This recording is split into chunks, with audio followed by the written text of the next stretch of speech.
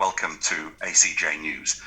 On Tuesday, India's Finance Minister Nirmala Sitharaman delivers the annual budget to Parliament. It's a budget which comes after a year of really difficult circumstances, particularly with the terrible pandemic, which is continuing to take many lives and to blight economic activity. We're joined now to look ahead to the budget by our correspondent, Shubhankar. Shubhankar, what can we expect from the Finance Minister on Tuesday? Thank you, Andrew. The anticipation for the budget is it's extremely out there because if you remember, this was the exact time last year when the government thought that the pandemic had ended. So there was a sort of disinvestment from the healthcare sector which started taking place, or there hadn't been good investment previously in the healthcare sector.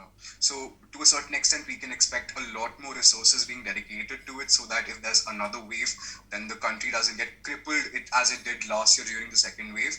There's also going to be an emphasis, I feel, on the defense sector because obviously we have China in the Aksai Chin-Doklam region, and they are still pursuing their slice-by-slice policy of trying to encroach upon Indian territory, while we also have their collaborators, Pakistan, on the other side. So there's going to be a lot of money dedicated to upgrading the weapons program, which has been the rifle program, which has been a big issue for a very long time. So Shubhankar, you're saying more spending for both health and for defence. But of course, this budget comes just before state elections, including the elections in Uttar Pradesh. So how is that going to limit the Finance Minister's freedom of action?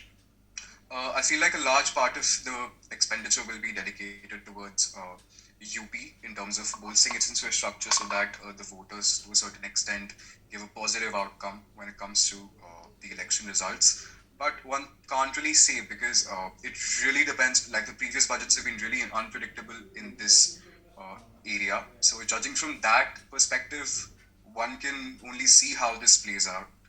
And So just in a phrase, of course, a lot of people will be wanting to know, are they going to be paying more tax or less tax after the budget? So what's your hunch? My hunch is there's going to be less taxation on petroleum because there was a very big, like last year, petrol prices just shot up and now they have started coming down. And it's very important to remember that a large chunk of petroleum is taxation. It's almost 30% central, 30% state. So there's going to be some level of tax deduction on petroleum, I think, and there might or might not be some level of tax deductions when it comes to agricultural goods, but that completely depends upon our agricultural performance, keeping in mind that the farm laws also have to be taken into context in this particular situation. Thank you, Shubhankar. Some predictions there for Tuesday's budget. And join us here on ACJ News on Tuesday for live coverage of the Finance Minister's speech. Thank you.